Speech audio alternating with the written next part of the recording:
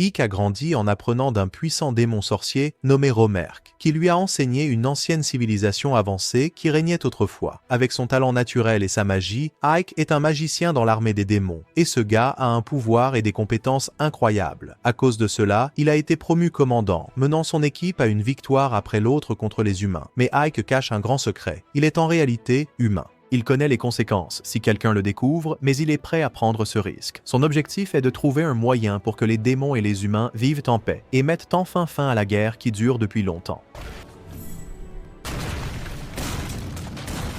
En ce moment, il mène une mission pour prendre le fort d'Aram avec son équipe. Il élabore une stratégie pour gérer son armée et étonnamment, ils ont réussi à abattre les murs du fort plus rapidement qu'ils ne l'avaient prévu. Son assistant, qui ressemble à un cochon, l'informe que c'est parce qu'Ike a donné aux orques un bélier comme il l'avait prévu.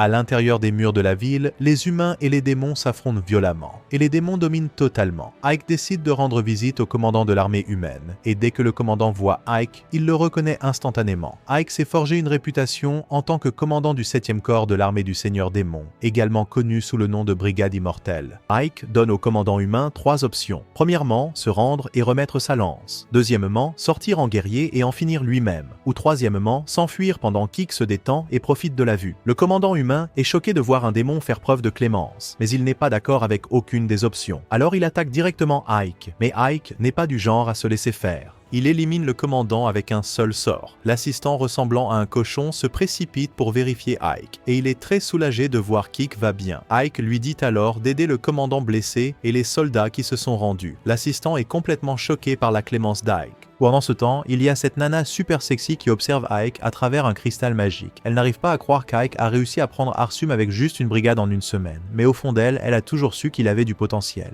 Ike, quant à lui, se détend dans une pièce et lance un sort de barrière pour la sécuriser. Il regarde toute la destruction causée par la bataille et commence à se sentir coupable pour toutes les vies perdues. Quoi qu'il arrive, il sait qu'il ne s'habituera jamais à tout ce sang et cette violence. C'est alors qu'il révèle un grand secret. Il n'est pas un démon, il est en fait humain. Ike explique que son professeur, Romerk, était ce légendaire mage démon qui connaissait tout d'une civilisation avancée qui existait autrefois dans leur monde. Même si Ike était humain, Romerk l'a recueilli, l'a élevé et lui a enseigné tout ce qu'il savait sur la magie. Avant de mourir, Romerk a averti Ike de ne jamais parler de la civilisation avancée car cela pourrait mener à un désastre. Il a également dit à Ike de ne jamais enlever son masque et sa robe, car si le Seigneur Démon découvrait qu'il est humain, il n'y aurait pas de pardon.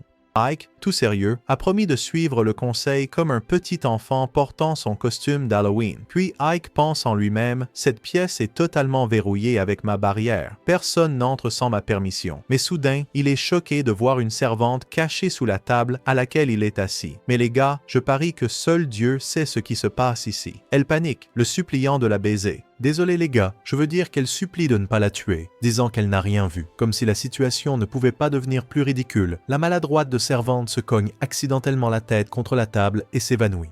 Ike est juste là, ne croyant pas que le secret qu'il a gardé caché pendant 20 ans a été révélé en seulement 30 secondes, comme vous tous. Ensuite, nous voyons Ike se promener dans Arsum avec son assistant cochon à ses côtés. Le cochon mentionne qu'ils ont pris le contrôle de la ville, mais se demande si laisser trop d'humains survivre pourrait être un problème. Ike lui dit de ne pas s'inquiéter, lui rappelant que l'actuel seigneur démon n'est pas comme l'ancien. Il ne se soucie que des résultats. Le cochon dit alors que certains des autres dirigeants veulent exterminer les gens et brûler la ville jusqu'au sol. Mais Ike, étant pratique, fait remarquer que si nous tuons tout le monde, qui va payer les impôts? Arsum est une grande ville commerçante, et sans les gens, tout ce commerce disparaîtra. Soudain, Ike aperçoit une foule de personnes qui attendent pour lui parler. Le cochon essaie de les chasser, disant qu'ils n'ont pas l'autorité pour parler à quelqu'un comme Ike. Mais Ike l'ignore et dit aux humains de parler. L'un d'eux demande nerveusement combien ils devront payer en taxes maintenant. À leur surprise, Ike leur dit que le taux d'imposition restera le même, et ils sont tous soulagés. Mais Ike ne les laisse pas s'en tirer facilement. Bienvenue. Il les avertit que s'ils résistent à l'armée démoniaque, il y aura des conséquences. Avant qu'Ike puisse obtenir leur réponse, il est soudainement transporté dans un labyrinthe sombre. Là, il est attaqué par un monstre qu'il peut à peine voir. Il s'avère que la frénésie brûlante d'avant l'a invoqué là-bas. Ike est agacé et lui rappelle qu'elle a promis de ne plus le tirer de nulle part. Il abat rapidement le monstre avec l'un de ses sorts impressionnants. La femme, qui se présente comme Séphiro, la commandante du 7e corps de l'armée du Seigneur Démon, commande qu'Ike est devenu plus fort. Mais les gars, comment cette garce sait qu'il est devenu plus fort? Dites-moi dans les commentaires si vous savez, les gars.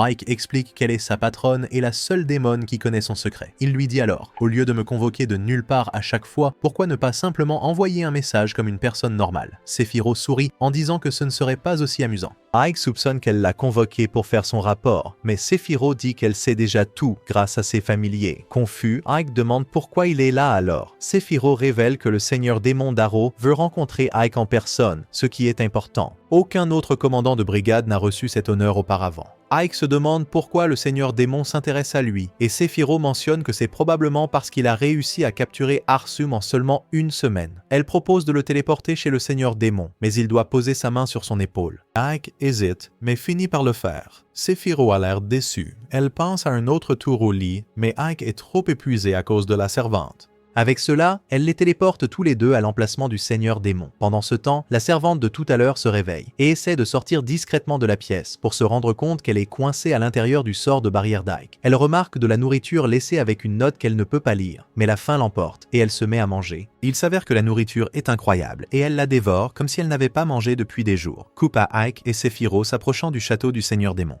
La brume épaisse entourant la zone commence à rendre Ike mal à l'aise car, contrairement à tout le monde, il n'est pas un démon. Alors qu'il s'approche des portes du château, Ike aperçoit un magicien se tenant à l'entrée, ce qui augmente encore sa tension. Ike pense « Attends, est-ce que ce magicien vérifie tout le monde qui entre dans le château ?» Sephiroth le confirme et Ike commence à s'inquiéter. S'ils lui font enlever son masque et sa robe, sa véritable identité d'humain pourrait être révélée. Mais Sephiroth lui dit de ne pas s'inquiéter et elle l'entoure d'une aura puissante grâce à sa magie.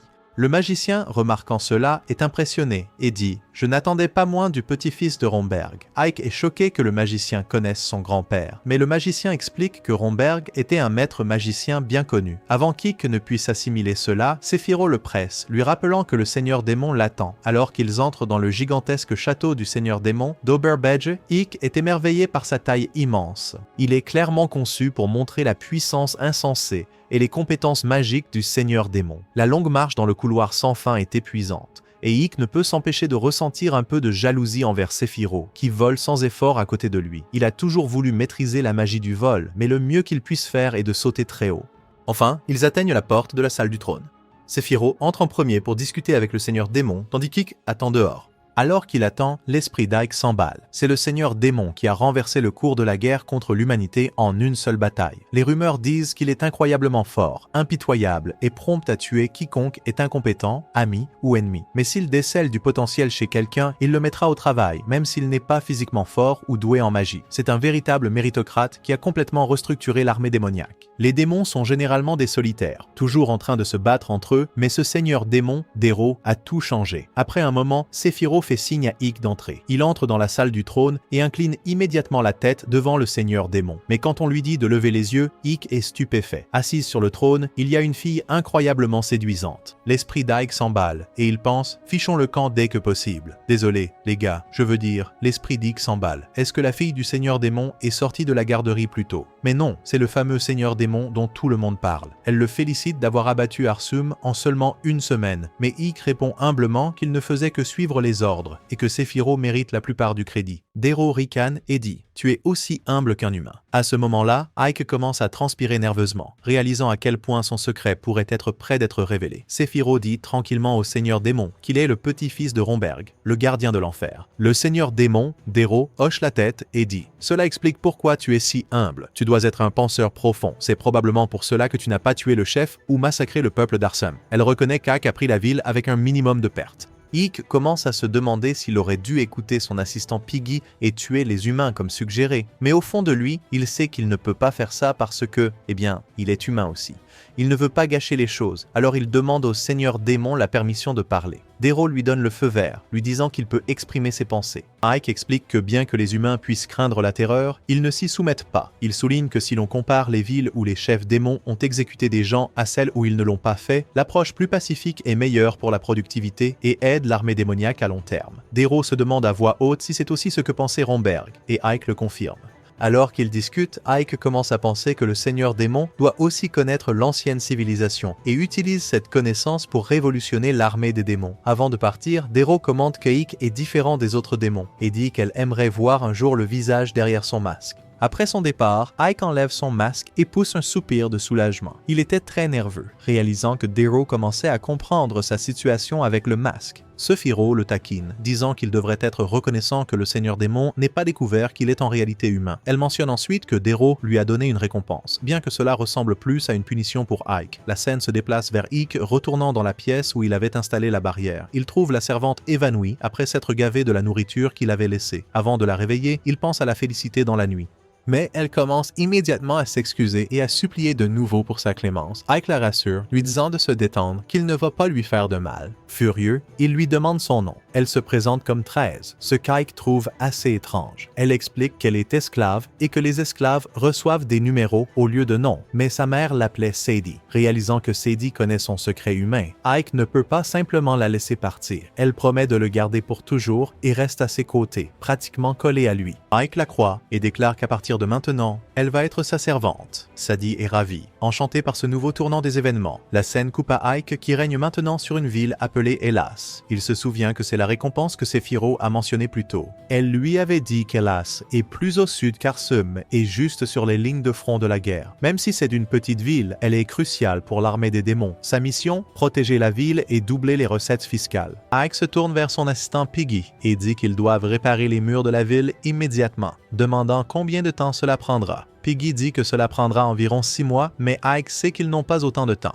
Il se creuse la tête pour trouver une solution et a soudain une idée. Il dit à Piggy qu'ils vont réparer les murs en seulement 1 mois. Piggy est convaincu que c'est impossible, mais Ike ne prévoit pas d'utiliser uniquement la force humaine. Ensuite, nous voyons que les humains et les démons travaillent ensemble pour réparer les murs. Piggy est stupéfait de voir les deux races travailler en harmonie. Il pense en lui-même. Ike est un génie. Ike explique qu'il a divisé le travail en équipes de 8 heures pour que les réparations puissent se poursuivre 24 heures sur 24, et pour maintenir le moral, il paie même les ouvriers. Ike utilise également sa magie pour accélérer les réparations, ce qui impressionne encore plus Piggy. En voyant tout cela, Piggy commence à penser que s'il reste aux côtés d'Ike, sa vie sera assurée. Il imagine même qu'Ike pourrait devenir le prochain seigneur démon un jour.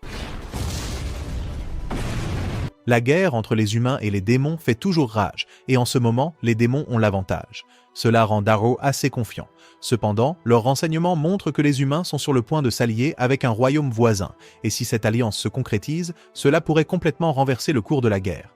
Alors, Darrow décide de faire confiance à Ike pour mener une attaque cruciale afin d'empêcher cela.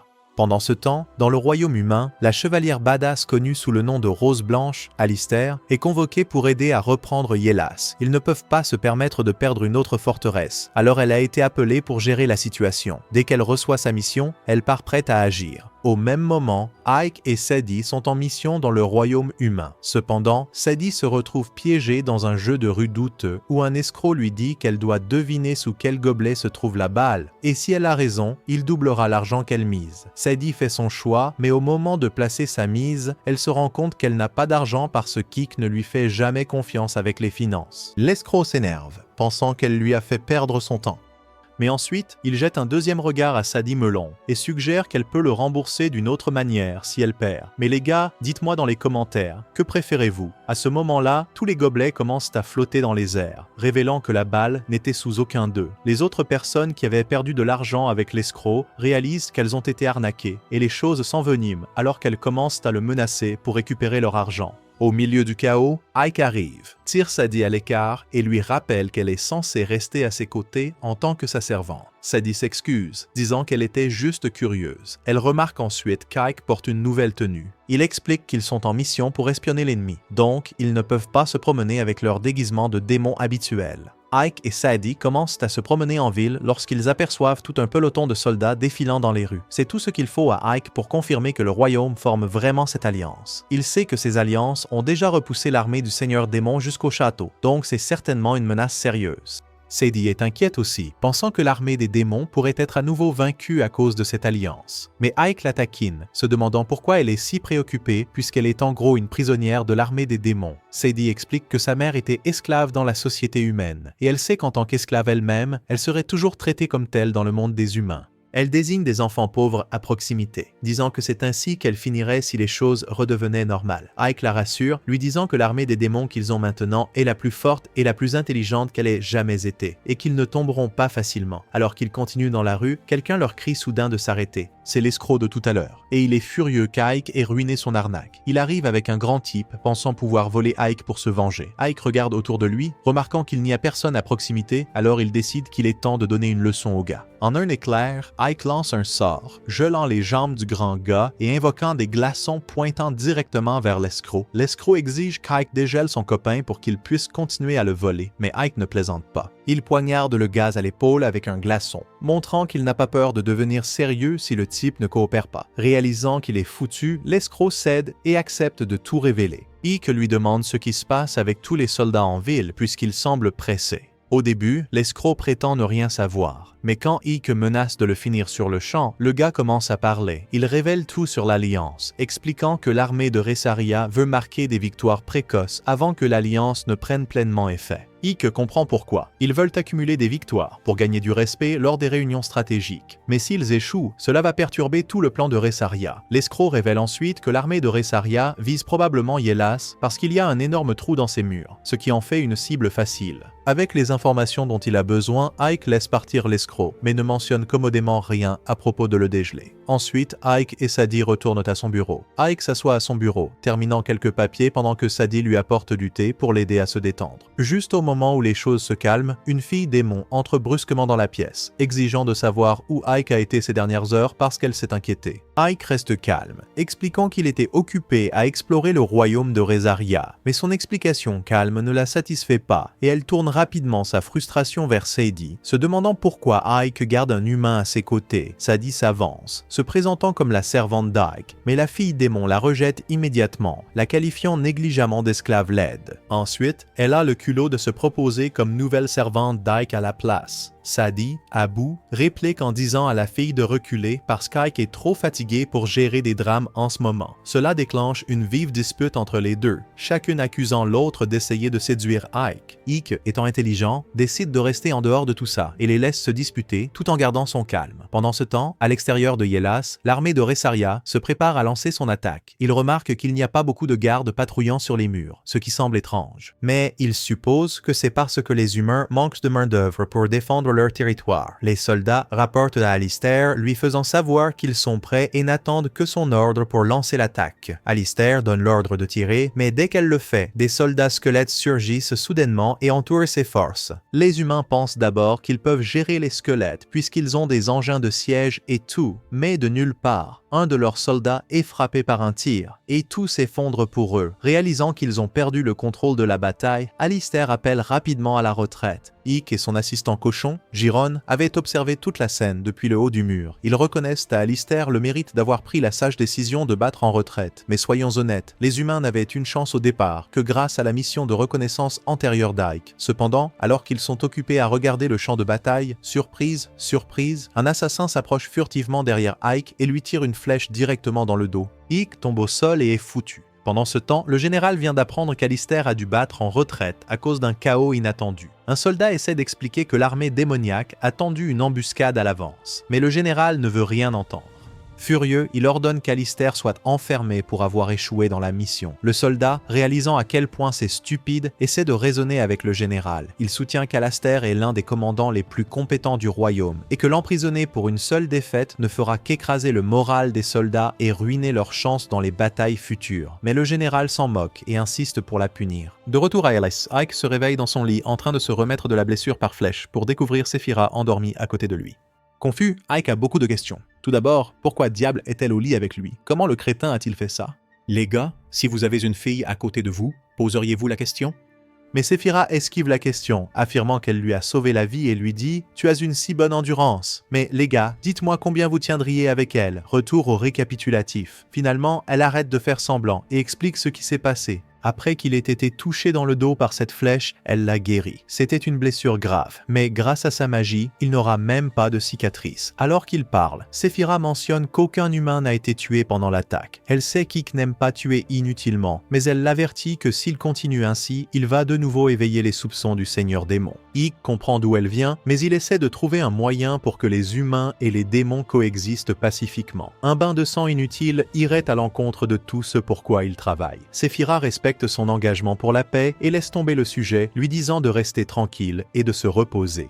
Après tout, il n'est encore qu'un humain. Une fois qu'elle est partie, Ike examine de plus près la flèche qu'il a touchée. D'après ce qu'on lui a dit, il réalise que le tir est venu de derrière, ce qui signifie soit que quelqu'un a dû s'introduire dans le château, soit qu'il s'agit d'une trahison de quelqu'un de proche. Juste à ce moment-là, on frappe à la porte. Ike met rapidement son masque de squelette juste au moment où Sadie et Lilith entrent pour prendre de ses nouvelles. Elles s'inquiètent toutes les deux pour Ike, mais elles se disputent toujours pour savoir qui va le séduire. Lilith dit à Sadie de reculer et se blottit contre le bras d'Ike, mais Sadie ne l'entend pas de cette oreille. Elle veut aussi se rapprocher d'Ike. Les deux commencent une autre dispute, mais heureusement, Jiren intervient juste à temps. Il attrape la garce, la jette hors de la pièce et verrouille la porte derrière elle, sauvant Ike de plus de drame. Lilith commence à frapper fort à la porte, suppliant qu'on la laisse entrer, mais Jiren crie « Ferme ta gueule, garce! Sinon, je viendrai te cogner toute la nuit. » Désolé les gars. Je veux dire, Jiren sait qu'elle énerve sérieusement Ike, alors il la garde dehors.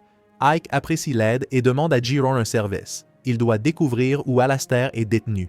Après avoir enquêté pendant quelques heures, Jiren revient en disant qu'Alastair a été jeté en prison parce qu'elle n'a pas réussi à capturer Ilas. À l'origine, Ike avait prévu une mission discrète pour retrouver Alastair, mais Lilith a fini par se joindre à lui. Elle avertit Ike que les humains peuvent être imprévisibles et violents, donc ce n'est peut-être pas une bonne idée pour lui d'aller la rencontrer directement. Ike, cependant, est déterminé à voir Alastair en personne parce qu'il a des questions importantes pour elle. Il est aussi confus quant à la façon dont Lilith a même fini par venir car il ne se souvient pas l'avoir invitée. Lilith écarte ses préoccupations, disant que ce sera beaucoup plus excitant avec eux deux travaillant ensemble. De plus, après la mission, ils peuvent s'amuser, mais Ike pensant à quelle serait la position parfaite pour mettre cette fille. Que voulez-vous? Dites-le moi dans les commentaires.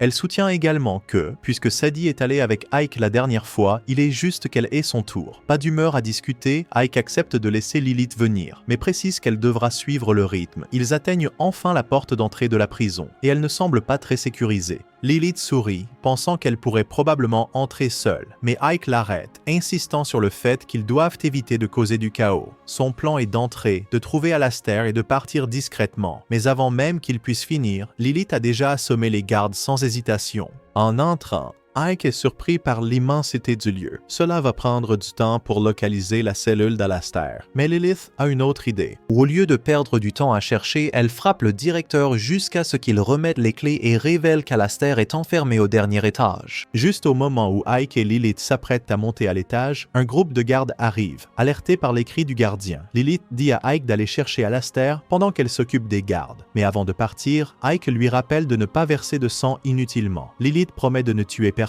Pourtant, alors qu'Ike commence à monter les escaliers, il entend les gardes crier de douleur alors que des os craquent. Il l'ignore pour l'instant et se concentre sur Alastair. Quand Ike atteint enfin ce qui devrait être la cellule d'Alastair, elle est complètement vide. Avant qu'il ne puisse comprendre ce qui se passe, une silhouette s'approche furtivement derrière lui, tentant de le poignarder. Ike esquive l'attaque, immobilisant rapidement l'assaillant au sol pour réaliser que c'est Alastair elle-même. Il la relâche et exige de savoir si elle a envoyé un assassin pour le tuer lors de la dernière bataille. Parce que si ce n'était pas elle, alors il y a un traître dans ses rangs. Au lieu de répondre directement, Alastair s'approche, regardant Ike avec suspicion. Elle demande s'il est vraiment un démon parce qu'il n'agit pas comme tel. Ike essaie de faire l'ignorant, mais ils sont interrompus par le bruit des gardes qui approchent rapidement.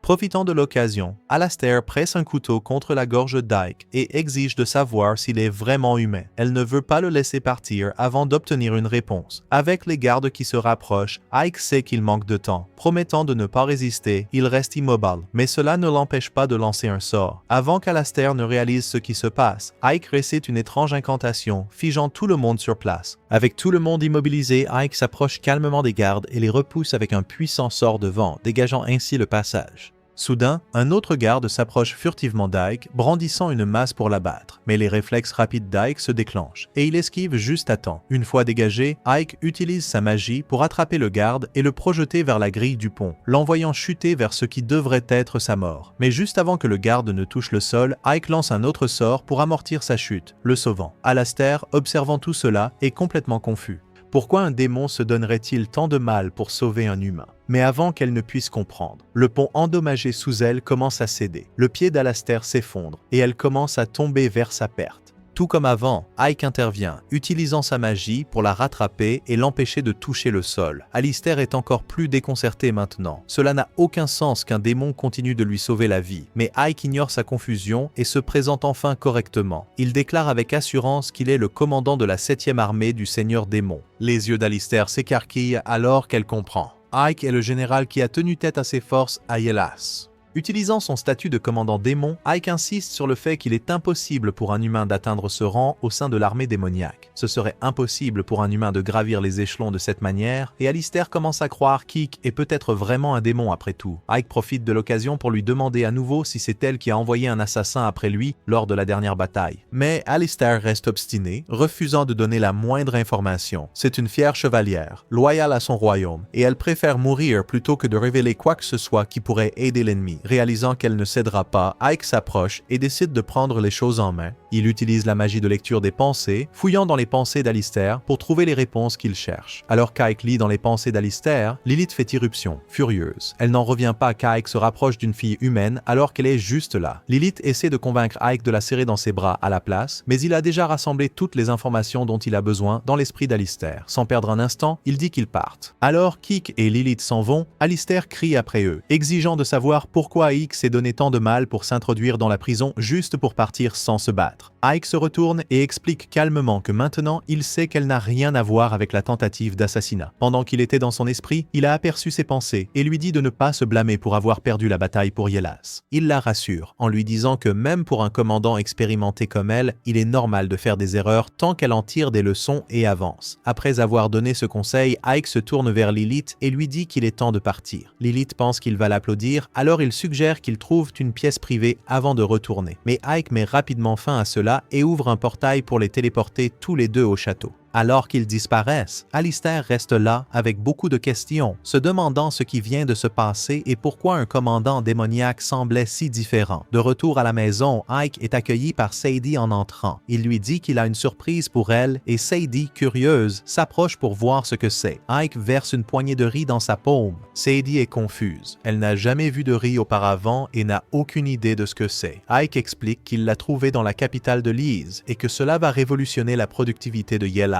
Il explique qu'il a pour ordre de doubler les recettes fiscales de la ville. Et bien que Yelas produise déjà beaucoup de blé, passer à la culture du riz augmentera la production de la ville. Voyant l'air perplexe de Sadie, Ike réalise qu'elle ne sait pas ce que signifie productivité. Alors il lui explique. Il lui dit que le riz est plus efficace à cultiver que le blé, donc moins d'agriculteurs seront nécessaires dans les champs, ce qui signifie que plus de personnes pourront consacrer du temps à d'autres emplois. De cette façon, Yelas deviendra plus riche à mesure que la productivité augmentera. Sadie a encore du mal à comprendre tout ce discours économique, alors Ike simplifie. En gros, ça veut dire que les gens auront plein de nourriture, et moi, je vais empiler cet argent des impôts. Finalement, Sadie comprend.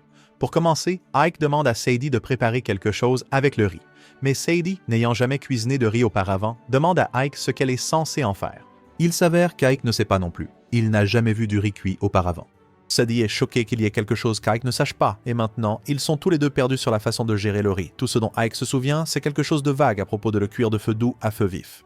Avec ce petit peu de connaissances, il laisse Sadie se débrouiller pendant qu'il se rend en ville pour s'occuper de quelques affaires importantes. Quelques minutes plus tard, Ike appelle Giron, lui demandant de rassembler tous les soldats dans la cour. Alors que les troupes se rassemblent, Ike commence à assembler tout ce qu'il a compris jusqu'à présent. La flèche de la tentative d'assassinat venait de l'armée d'Alistair, mais après avoir lu dans ses pensées, il sait qu'elle n'y est pour rien. Cela signifie que quelqu'un d'autre essaie de l'accuser de l'attaque. La vérité inconfortable s'installe. Il y a probablement un espion dans ses propres rangs. Déterminé à trouver le traître, Ike utilise sa magie de lecture des pensées pour passer en revue les pensées de tous ceux rassemblés dans la cour. Après avoir parcouru l'esprit de chaque soldat, il trouve un gobelin paniqué, priant de ne pas se faire attraper. Avec ses soupçons confirmés, Ike se téléporte juste devant le gobelin et l'accuse d'être l'espion. La panique du gobelin en dit long. Plus tard, Ike se rend au château de Sephiroth pour obtenir des conseils. Malheureusement, il se téléporte alors qu'elle est en train de prendre un bain. Sephiroth ne semble pas gênée d'être nue devant Ike parce qu'elle a déjà couché avec lui. Mais Ike, se sentant mal à l'aise, dit qu'il va attendre dehors. Avant qu'il ne puisse partir, cependant, Sephiroth demande s'il y a un traître dans son armée. Cela arrête Ike dans son élan. Il n'avait encore parlé à personne de l'espion. Curieux, il demande comment elle le savait. Sephiroth hausse simplement les épaules et dit que c'était une supposition.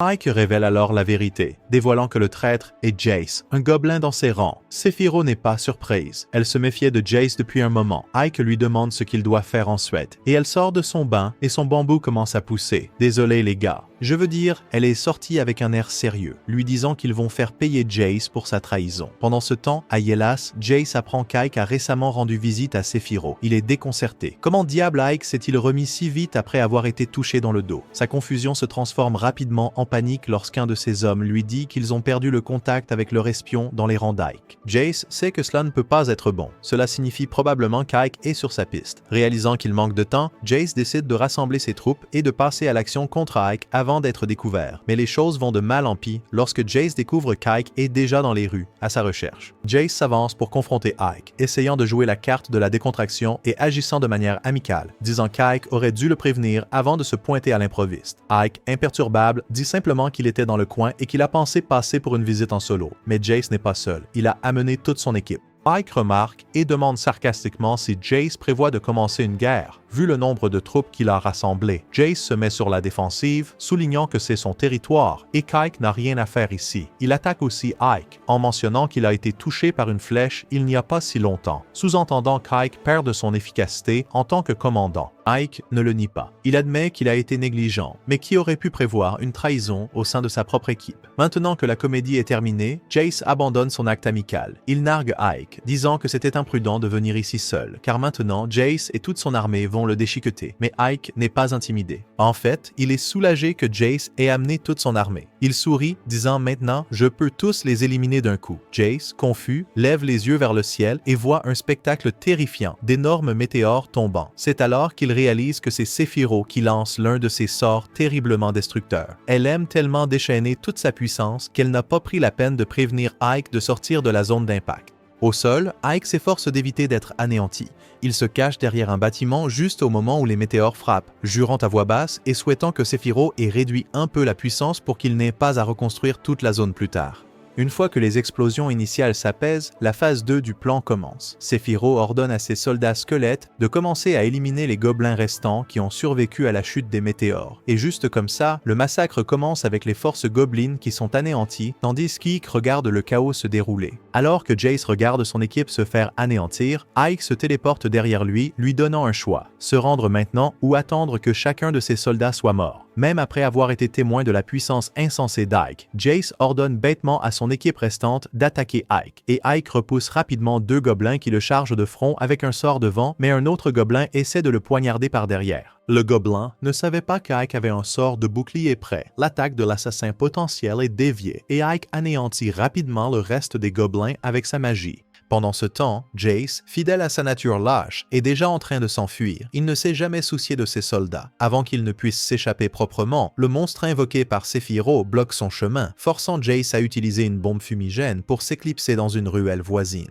Il se faufile à travers un portail et se retrouve dans la forêt, pensant avoir déjoué à la fois Ike et Sephiroth. Mais alors qu'il se dirige vers sa route d'évasion secrète, Ike lui lance une énorme boule de feu. Choqué, Jace exige de savoir comment Ike l'a trouvé. Ce chemin secret était censé être connu de lui seul. Mais ensuite, lui donne des explications.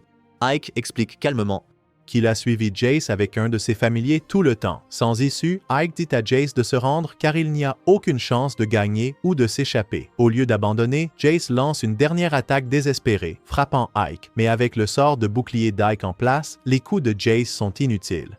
Ike riposte, le repoussant et l'attachant avec des lianes magiques, laissant Jace suspendu sans défense. Finalement, Jace admet sa défaite. Il commence à comprendre pourquoi le Seigneur Démon tient Ike en si haute estime. Et même s'il a été battu, Jace ne peut s'empêcher de respecter les compétences d'Ike. Puis, dans un geste audacieux, Jace fait une proposition. Il suggère à Ike de se joindre à lui pour renverser le Seigneur Démon, en argumentant que le règne actuel du Seigneur Démon est trop mou. Jace se plaint du fait que le Seigneur Démon n'autorise pas les démons à tuer des humains sans raison valable, même si les démons aiment naturellement les subjuguer et les tuer. Selon Jace, de nombreux démons sont mécontents de son règne et il invite Ike à aider à ramener le bon vieux temps. Mais Ike n'est pas intéressé par le plan de Jace. Frustré, Jace parvient à libérer une de ses mains et lance un couteau sur Ike, mais Ike l'esquive facilement, se sentant insulté que Jace puisse penser qu'une attaque aussi faible pourrait fonctionner contre lui. Avec Jace ligoté, Ike commence à le cuisiner pour obtenir plus d'informations sur qui d'autre complote pour renverser le Seigneur Démon. Jace, cependant, refuse de parler. C'est alors que Sephiroth arrive, prête à torturer Jace pour obtenir des informations. Elle est plus qu'impatiente de devenir brutale, mais Ike lui demande de le laisser gérer cela pacifiquement. Il ne veut pas recourir à des méthodes excessivement violentes. Sephiroth, se plaignant que les méthodes d'Ike prennent beaucoup trop de temps, se prépare à devenir dur.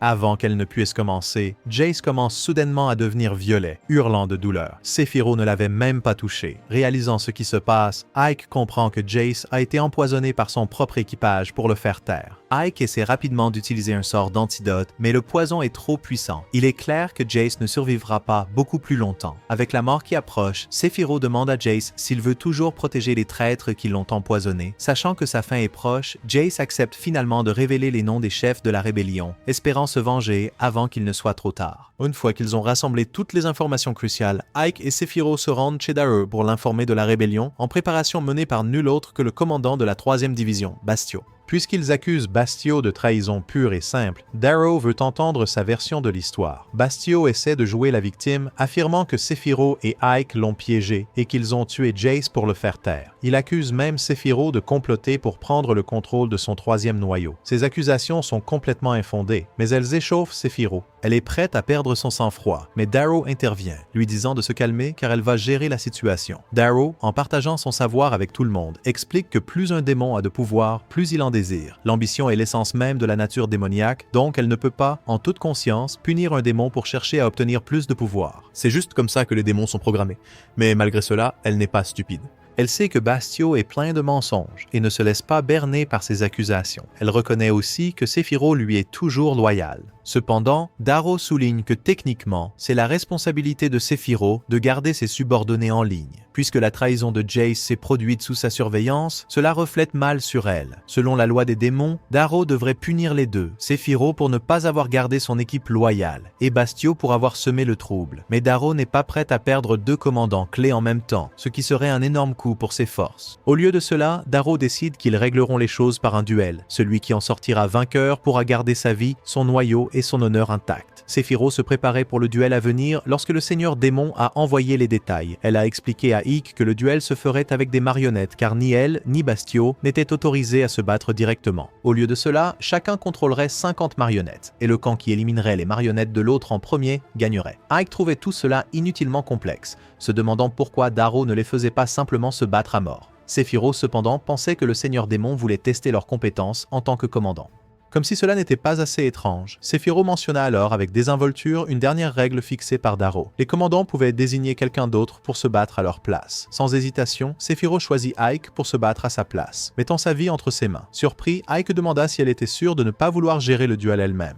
Sephiroth l'assura que c'était la meilleure approche. Bien qu'elle soit physiquement plus forte qu'Ike, elle croyait que ses compétences en tant que commandant leur donneraient une meilleure chance de victoire. Bien qu'il soit mal à l'aise avec l'idée de se battre pour la survie de Sephiroth, Ike réalisa qu'il n'avait pas d'autre choix que de se lancer. Il a été emmené pour inspecter les marionnettes qu'il commanderait. D'après ce qu'on lui avait dit, toutes les marionnettes avaient une force égale et suivaient précisément les ordres de leur commandant, ce qui signifiait que la seule chose qui déciderait de la bataille était la compétence des commandants. Ike avait également la possibilité d'équiper les marionnettes avec les armes de son choix, mais en regardant l'équipement, il a commencé à penser que des épées seules ne suffiraient pas. Il aurait besoin de quelque chose de plus intelligent s'il voulait assurer la victoire. Plus tard dans la nuit, Ike est de retour chez lui, stressé à l'idée de trouver des formations gagnantes pour les marionnettes lors du duel. Alors qu'il est plongé dans ses pensées, Sadie entre et lui tend une tasse de thé. Puisqu'elle est là, Ike décide de lui poser une question au hasard. Que ferais-tu si tu devais gagner un combat? Sadie n'en a aucune idée car se battre n'est pas du tout son truc. Ike est d'accord, disant qu'il vaut toujours mieux résoudre les problèmes sans en venir aux mains. Mais parfois, on est forcé de se battre. Hypothétiquement, il veut savoir ce qu'elle ferait dans cette situation. Sadie, sans réelle expérience, dit qu'elle utiliserait probablement un balai comme arme de choix. Ike rit, réalisant qu'elle a raison. La meilleure arme est celle qui garde votre adversaire à distance tout en vous permettant de frapper. Il explique que bien qu'une épée soit meilleure qu'une dague, un arc est encore plus efficace car vous pouvez toucher quelqu'un de loin. Mais il sait que Bastio pense probablement la même chose et essaiera d'utiliser des tactiques similaires. C'est alors que Sadie se souvient comment son ancien maître ne cessait de vanter les arbalètes, disant qu'elles changèrent la donne en bataille.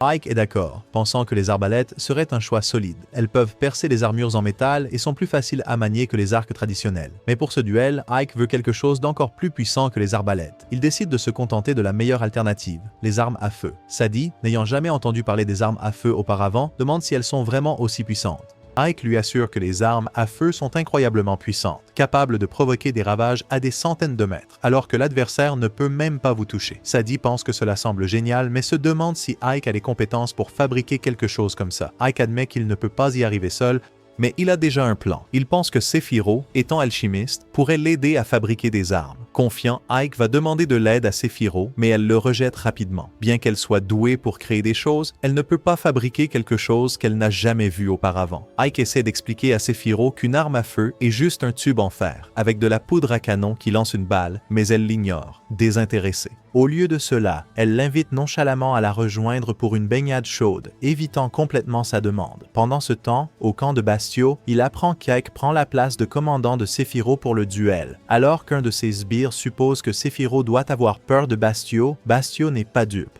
Il sait que Sephiroth doit avoir un plan, même s'il ne peut pas encore comprendre lequel. Pour le moment cependant, Bastio se concentre sur la nouvelle épée impressionnante dans ses mains. Son acolyte l'informe qu'elle est fabriquée à partir d'une dent de dragon et qu'ils ont les matériaux pour en faire suffisamment pour tous leurs soldats. Mais Bastio secoue la tête, disant qu'il va avoir besoin de bien plus que 50 épées pour ce qu'il a en tête. Il pense à plus grand que quiconque ne le réalise. Pendant ce temps, Ike sort juste de la piscine avec Sephiroth, complètement stupéfait par sa décontraction, alors que son prochain mouvement pourrait littéralement lui coûter la vie dans le duel. Alors qu'il se sèche, quelqu'un lui lance son manteau et il est sur le point de dire « merci » jusqu'à ce qu'il manque de faire une crise cardiaque. C'est Darrow elle-même. C'est une mauvaise nouvelle pour Ike qui ne porte pas son masque. Il essaie de garder son calme, pensant que peut-être Darrow ne le reconnaîtra pas. Darrow, imperturbable, laisse tomber un sac devant Ike et lui dit de l'ouvrir. Quand il le fait, son esprit s'emballe. À l'intérieur se trouvent les armes qu'il essayait d'obtenir. Darrow explique qu'elle a eu beaucoup de mal à les lui procurer.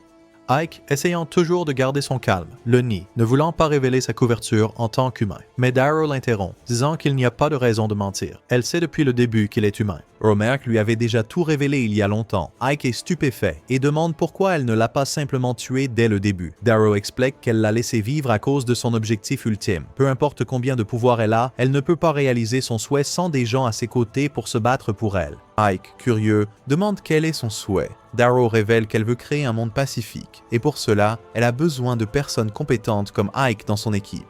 Ike, assimilant tout cela, dit qu'il est heureux de la servir. Darrow, satisfaite de sa réponse, se téléporte, laissant Ike avec les armes. Plus tard, Ike apporte les armes à Sephiroth, les exhibant pour qu'elle comprenne enfin de quoi il parlait. Sephiroth, toujours confuse, demande comment elle est censée fabriquer des balles pour elle. Ike explique que c'est juste une boule de métal, mais quand elle en crée une, elle est comiquement surdimensionnée. Ike l'instruit, expliquant que cela doit être assez petit pour entrer dans le canon du pistolet. Sephiroth comprend, mais elle n'est pas très enthousiaste. Faire de petits objets, se plaint-elle, lui donne toujours une horrible acné. Soudain, une énorme explosion retentit, surprenant Ike et Sephiroth. Étrangement, Sephiroth ne ressent aucune magie derrière cela. Ike comprend rapidement la cause. C'est probablement la poudre à canon avec laquelle il jouait. À ce moment-là, Fiorentina intervient, informant Ike qu'elle a préparé la poudre qu'il avait demandé. Ike, voyant que les choses se mettent en place, demande à Sephiroth si elle a terminé les balles. Cette fois, les balles sont parfaites. Alors il lui demande d'en produire environ 500 de plus. Sephiroth, ne se sentant pas d'humeur pour ce travail fastidieux, accepte mais refile immédiatement la tâche à Fiorentina. Ike s'excuse auprès de Fiorentina, expliquant que puisque Sephiroth ne veut pas aider, il a besoin qu'elle s'occupe à la fois de la poudre à canon et de la fabrication des balles. Fiorentina hausse les épaules, disant qu'elle y est habituée.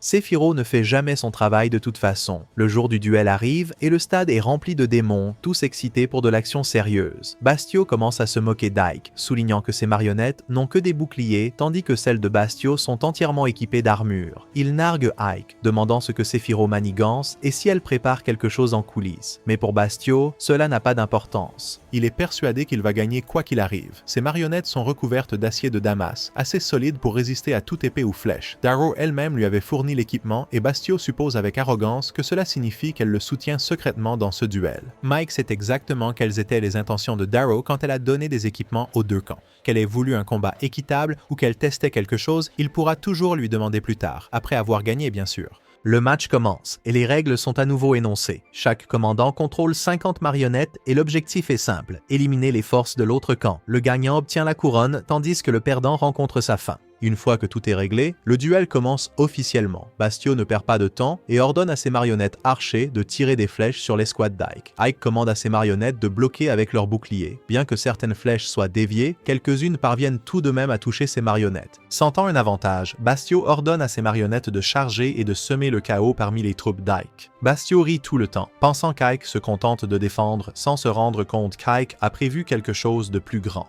Au fil du temps, de plus en plus de marionnettes d'Ike tombent et Bastio semble avoir le contrôle. Mais Darrow, observant depuis son trône, sait que ce n'est pas encore fini. Soudain, un bruit assourdissant résonne dans l'arène alors que les marionnettes restantes d'Ike ouvrent le feu avec leurs fusils. La contre-attaque est lancée. Les marionnettes d'Ike fauchent sans effort les troupes de Bastio, prenant Bastio complètement par surprise. Confus et paniqué, il regarde ses forces autrefois dominantes s'effondrer en un instant. Peu de temps après, toutes les marionnettes de Bastio sont à terre, inanimées, et il a officiellement perdu la bataille. Darrow descend de son trône pour prononcer le verdict sombre. Bien que la défaite de Bastio soit évidente, elle se sent généreuse et lui offre deux options. Soit il peut mettre fin à ses jours, soit elle le fera pour lui, bien qu'elle lui assure que sa méthode ne sera pas indolore. Mais Bastio a un dernier tour dans sa manche, un plan de secours en cas de défaite. En une fraction de seconde, un de ses archers tire une flèche droit dans le dos de Darrow. Contrairement à Ike, Darrow le sent venir et attrape la flèche en plein vol, mais ce à quoi elle ne s'attend pas, c'est l'explosif attaché à celle-ci. La flèche explose et Darrow est renversé par l'explosion.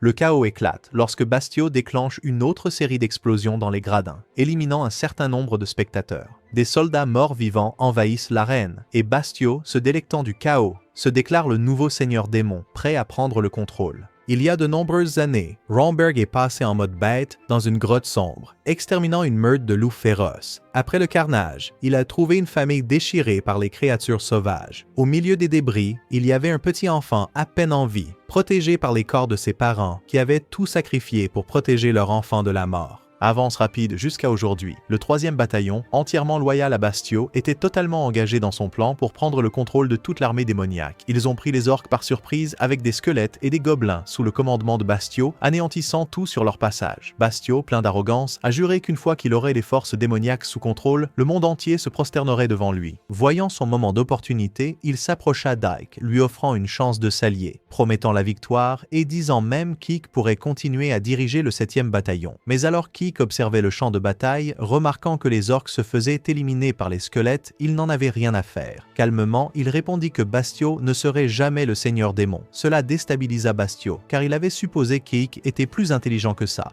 Pourtant, la confiance de Bastio ne vacilla pas. Alors que ses soldats se rapprochaient d'Ike, Bastio déclara que c'était la fin pour lui. Un groupe de guerriers se précipita sur Ike, mais il répliqua avec un sort, les envoyant valser. Bastio, imperturbable, continua à mettre la pression, forçant Ike à intensifier son jeu avec une magie encore plus puissante, décimant les attaquants. Un squelette lança son crâne comme une bombe, mais Ike ne broncha presque pas, bloquant et ripostant avec un autre sort, laissant le squelette électrisé. Bien qu'Ike tenait bon, le 3e bataillon de Bastio continuait de se battre sous ses ordres, imperturbable face à la prouesse magique d'Ike. Alors qu'Ike se déplaçait vers un terrain plus élevé, esquivant une volée de flèches, il observait le champ de bataille d'en haut. De son point de vue, il lança un sort dévastateur qui trancha à travers les troupes de Bastio comme si de rien n'était, laissant Bastio complètement choqué. Alors que la poussière retombait, Ike s'attendait à ce que Bastio soit fini. Mais à la place, il entendit la voix de Bastio rire. Quelques instants plus tard, le corps de Bastio réapparut derrière Ike, lançant une attaque surprise alors que des explosions secouaient l'arène, transformant le champ de bataille en chaos.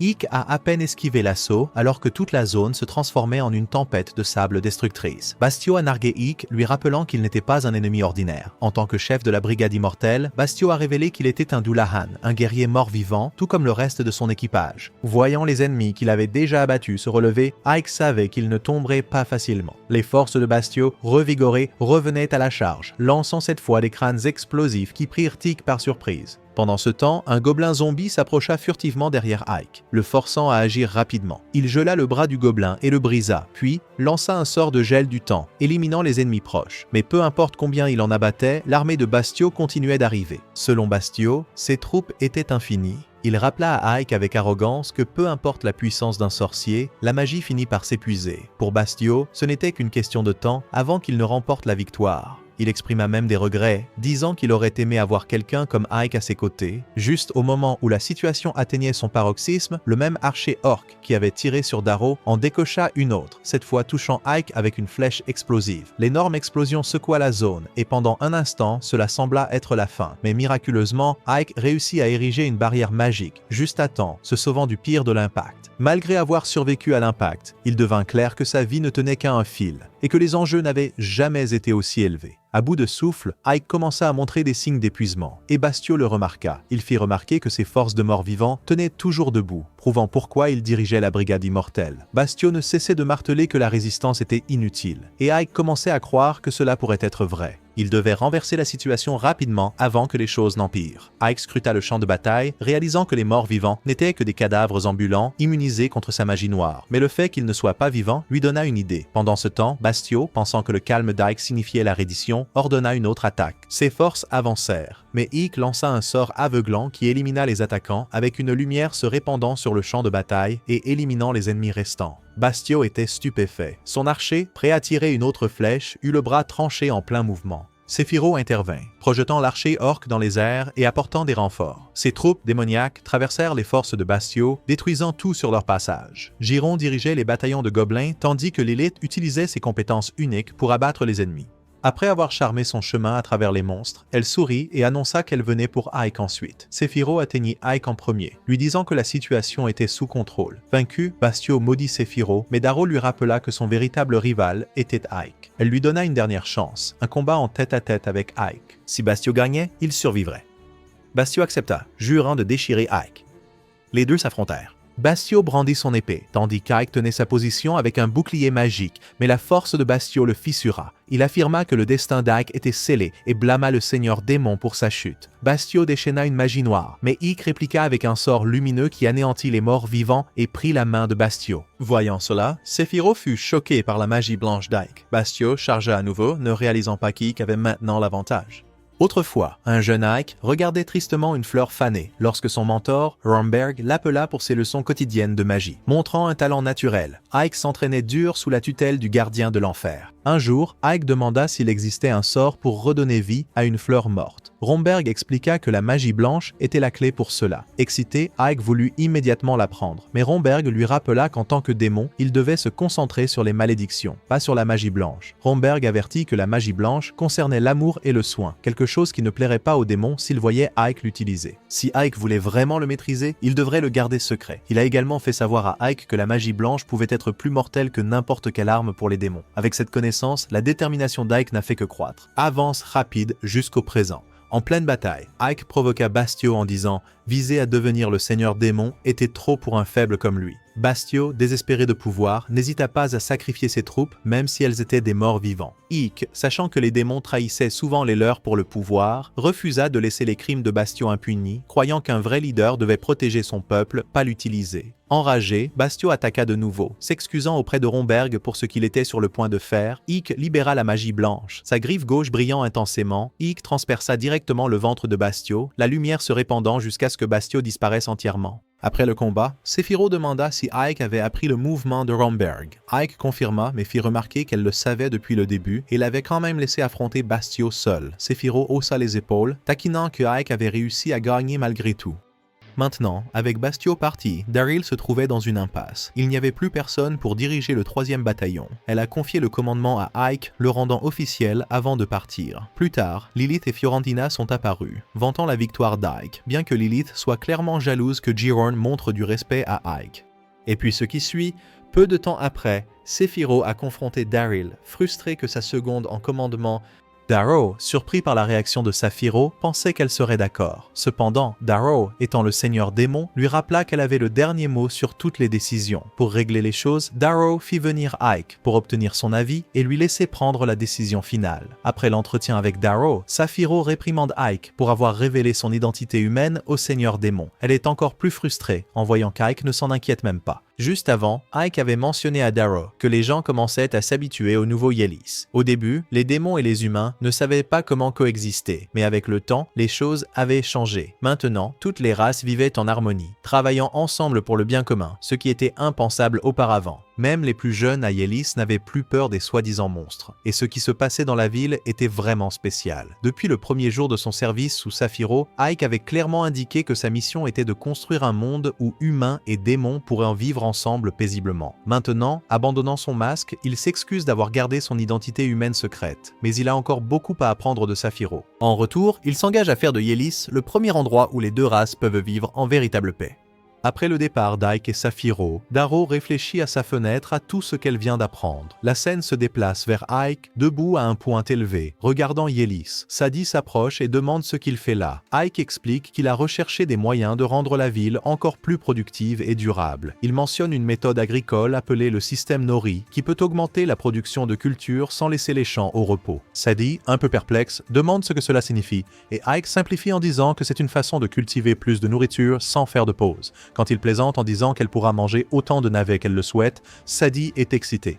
Ike lui dit que bientôt ils seront occupés à créer une ville où humains et démons pourront vivre heureux ensemble. Ensuite, nous voyons une scène où l'armée humaine affronte des démons essayant de prendre le contrôle d'une autre ville, et les humains remportent une grande victoire. Puis, nous revenons à Ike utilisant sa magie pour faire pleuvoir sur les champs. Il explique à Sadie qu'en ce moment, ils cultivent du blé, laissent les champs se reposer, puis font pousser de l'herbe pour le bétail, ce qui laisse les champs vides pendant de longues périodes. Au lieu de cela, ils vont faire une rotation des cultures, orge, trèfle, blé et navets, pour garder les champs productifs sans période de repos. Sadie demande s'ils peuvent aussi manger des trèfles, mais Ike explique que les trèfles sont pour le bétail. Il promet que si ce système fonctionne, ni les démons ni les humains ne souffriront jamais de la faim, et l'idée enthousiasme tout le monde impliqué. Plus tard, Ike est dans son bureau lorsque Sadie lui apporte du thé, le félicitant pour son nouveau titre de vice-commandant. Ike minimise l'importance, disant que ce n'est pas grand-chose, juste un rôle à pourvoir. Soudain, Jiron fait éruption, l'air est bourriffé. Ike demande ce qui se passe, et Sadie rappelle à Jiron de s'adresser à Ike par son nouveau titre. Jiron, réalisant son erreur, s'excuse rapidement et propose de subir une punition, mais Ike est seulement intéressé par les nouvelles. Jiron a du mal à se souvenir de la raison de sa venue, et Ike suppose que cela pourrait concerner l'Alliance des Rois. Jiron se souvient enfin et explique que l'armée de l'Alliance a commencé à bouger la nuit dernière, et que le deuxième corps chargé de prendre Alesta a été vaincu. Le deuxième corps était composé de guerriers féroces, habiles et expérimentés, et Jiron n'aurait jamais imaginé qu'il perdrait si gravement. Ike comprend rapidement et réalise que l'Alliance des Rois doit être impliquée. La perplexe Sadie demande ce qu'est l'Alliance des Rois, et Ike explique que c'est l'un des plus anciens traités de l'histoire humaine. Chaque fois que l'armée du Seigneur Démon devient trop puissante pour qu'une seule nation puisse la gérer, toutes les nations du continent unissent leurs forces sous cette alliance pour vaincre les démons ensemble. Jiron demande à Ike si l'armée de l'Alliance s'est déjà mobilisée par le passé, et Ike confirme que oui, 3 fois en fait. Chaque fois, l'armée des démons a été vaincue. En entendant cela, Jiron commence à s'inquiéter pour leur propre sécurité, et Ike lui dit que Yelis est probablement la prochaine cible de l'Alliance. Il explique que les humains ont déjà repris Arsam, qui est une base cruciale pour leurs opérations. Pour maintenir le contrôle, ils devront lancer leur prochaine offensive depuis les lignes de front à Yelis. Ike souligne que bien que les démons soient généralement plus forts que les humains dans un combat en tête-à-tête, le véritable défi réside dans le fait de lutter contre le nombre écrasant des humains et leur capacité à travailler ensemble.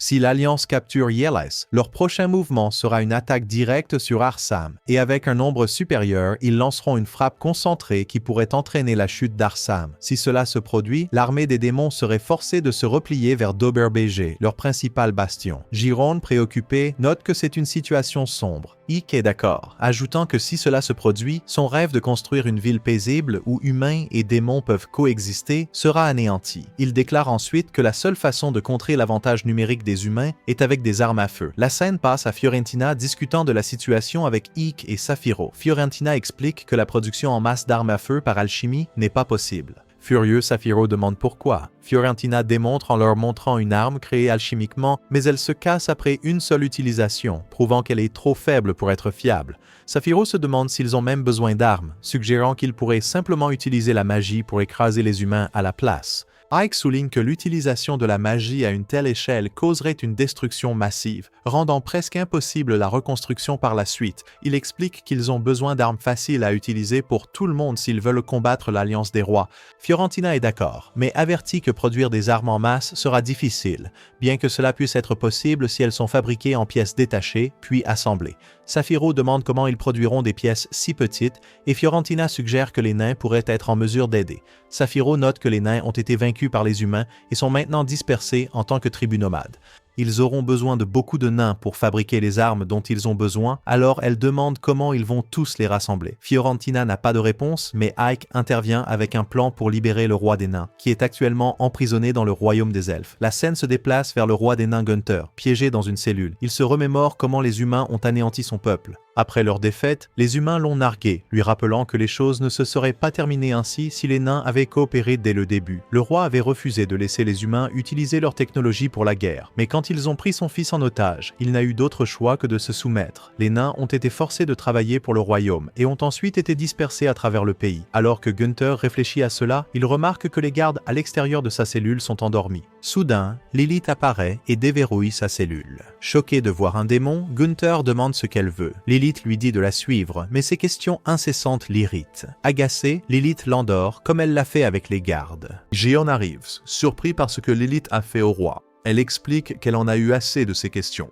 Gion prend Gunther et les deux commencent leur évasion. Soulagé de ne pas rencontrer d'autres gardes, Gion est concentré, mais Lilith se plaint, trouvant l'évasion trop ennuyeuse. Gion rappelle à Lilith qu'on leur a dit de rester discret. Lilith l'insulte, affirmant qu'il sent mauvais, ce qui énerve Gion. Le bruit alerte les gardes et Lilith les neutralise en drainant leur vitalité. Gion la réprimande, disant qu'ils étaient censés éviter les combats. Lilith l'ignore, disant qu'elle rapportera son comportement à Ike et Gion la supplie de ne pas le faire. Finalement, ils s'échappent du donjon, mais ils sont repérés par un groupe de soldats. Lilith commence à drainer l'énergie des soldats, mais elle les laisse en vie. De loin, Ike voit l'agitation et pense « Nous étions censés être discrets ». Lilith et Gion s'enfuient, Lilith étant incapable d'absorber plus de vitalité car elle est déjà rassasiée.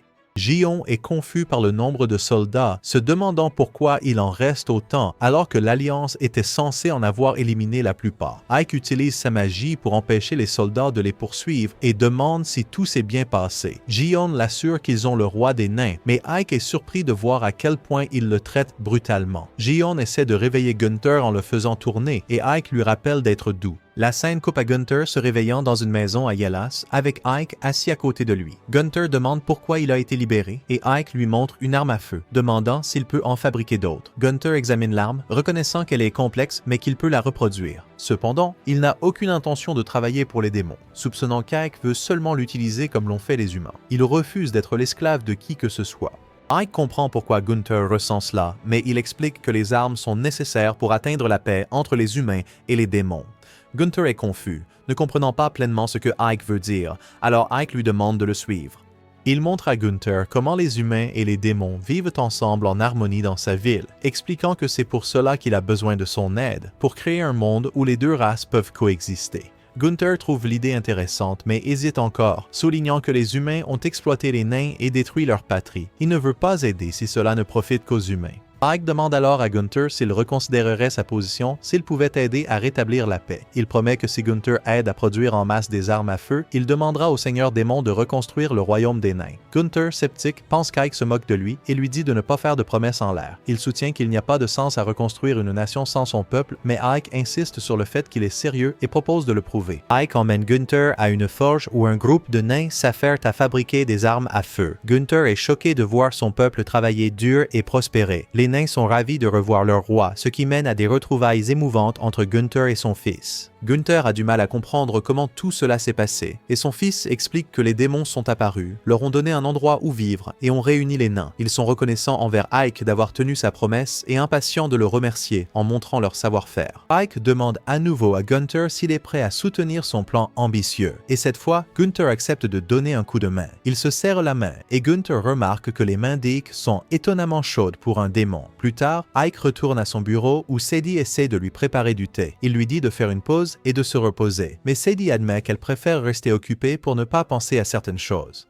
Ike suggère qu'elle pourrait lire pour passer le temps, mais Sadie admet qu'elle ne sait pas lire. Ike, surpris, lui dit que lire est important et promet de lui apprendre quand il aura du temps libre. Leur moment de calme est interrompu lorsque Lilith fait irruption, accusant immédiatement Sadie d'essayer de séduire Ike à nouveau. Sadie, calme et posée, répond qu'elle aide simplement son maître, mais les deux commencent rapidement à se chamailler. Ike essaie de les calmer, mais leur dispute est interrompue lorsque John arrive en courant, signalant un problème. La scène se déplace vers l'armée des nations alliées rassemblée à l'extérieur de Yélas. Un des soldats informe le général que le roi des nains a été libéré par les démons. Le général rejette la nouvelle, pas du tout inquiet, en disant « Le vieil homme ne sera pas d'une grande utilité pour les démons ». Un autre soldat arrive et le général demande combien de troupes sont stationnées à Yélas. Le soldat rapporte qu'il y a actuellement 500 soldats, mais avec l'arrivée des commandants de brigade pour les renforcer, le nombre va augmenter. Le général demande alors la taille totale de leurs forces et apprend qu'ils ont rassemblé 12 000 soldats. Confiant avec une armée si grande, le général déclare qu'il n'y a aucun moyen de perdre cette bataille. Oh, c'est là que se termine l'anime d'aujourd'hui. Faites-moi savoir dans les commentaires si vous voulez plus d'animes comme celui-ci. Regardez les autres animes sur la chaîne et je vous retrouverai dans la prochaine vidéo.